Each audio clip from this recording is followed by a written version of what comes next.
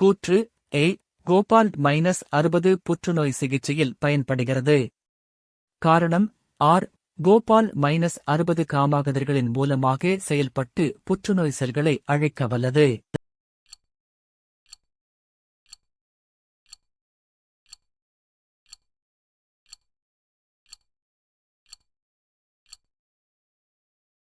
சரியான விடை மற்றும் ஆர்.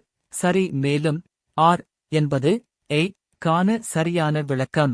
தமிழ்நாட்டில் விடியல் பயணம் திட்டம் எப்போது அறிமுகப்படுத்தப்பட்டது?